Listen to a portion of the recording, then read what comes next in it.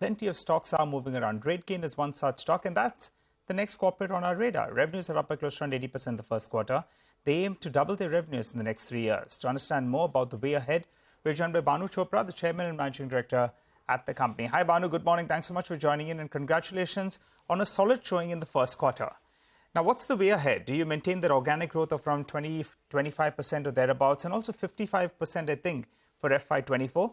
Do you believe on the revenue side, actually, you can outbeat this 55%? Also, margins, I think you were guiding for around 200 basis points improvement. So FY24, 17 to 18% doable?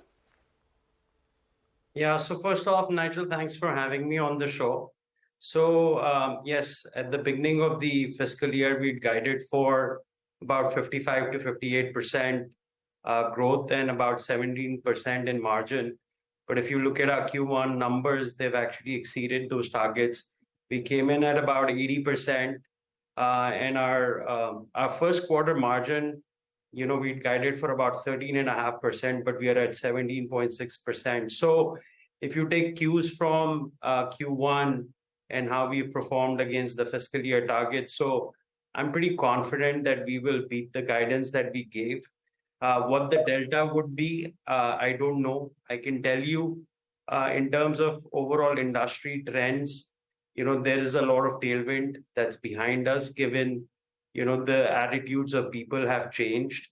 If I ask you, what is, the next big thing on your list, I'm sure you're going to talk about travel.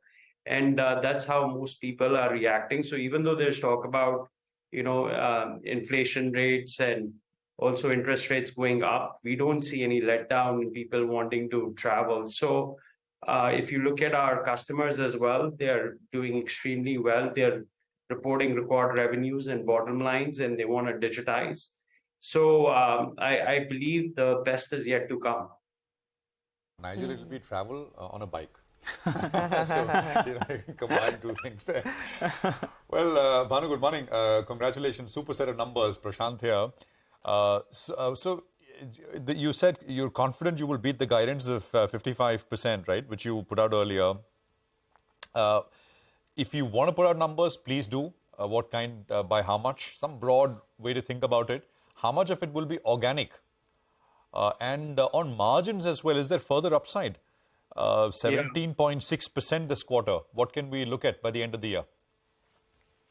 Yeah, so look, as I said, we're seeing some, dramatic moves by our customers in terms of, their digitization needs. So it's a positive surprise for us. I mean, one of the things I will point to you is, the fact that AI has become sort of pretty big on everyone's radar. And one of our business units is data as a service. And for any AI model, data is the key ingredient. So what we are seeing is all our targets are being surpassed because the amount of data volumes that these AI models need, for decision support systems, is going through the roof. So that's what we are witnessing. I can't put a number on, what it will be. Like I said, I think I'll be able to come back and give you better guidance in the next quarter. But I can tell you, we're having another very, very strong quarter, the current one. And I'm very, very confident about beating both the revenue as well as the margin numbers of 55, 58% on growth and 17 to 18% on margins. On a steady state, something that I mentioned on the earnings call yesterday as well, this business can easily be about 25 to 30%. But, we've implanted a lot of seeds, and each of these seeds have huge opportunity to grow. So we want to continue to reinvest. But on a steady state, we can be a 25 to 30% margin business. And you are in the right place at the right time, right? I mean, your travel and hotel software, I mean, how can it get any better? Especially at a time like this, I agree when you say that travel is the only thing on people's minds. And now, whether it's Agoda, Bookings.com, Expedia, and these are the guys that you service as well. I mean, their bookings are going through the roof. So tell us, any M&A plans that you have? You have some cash on your books as well, I think to the tune of around 600 crores or so. Any M&A plans? Yeah, Sonia, so the cash on books currently is about 350. We've come out with a proposal to do a QIP for another 600. So on the M&A side, as you know, we are very, very active. We did the Adara acquisition, and that's gone extremely well for us. So we are an acquisitive company. We're looking at targets in these areas where we operate around DaaS distribution and MarTech.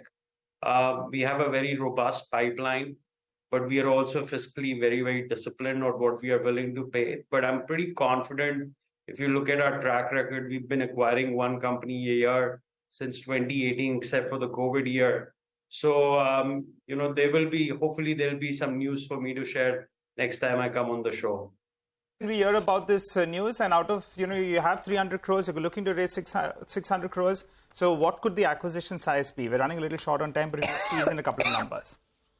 See, the sweet spot that we've had so far is around, 150 to 200 crores, but there are a couple of opportunities that we are looking at, which are beyond that.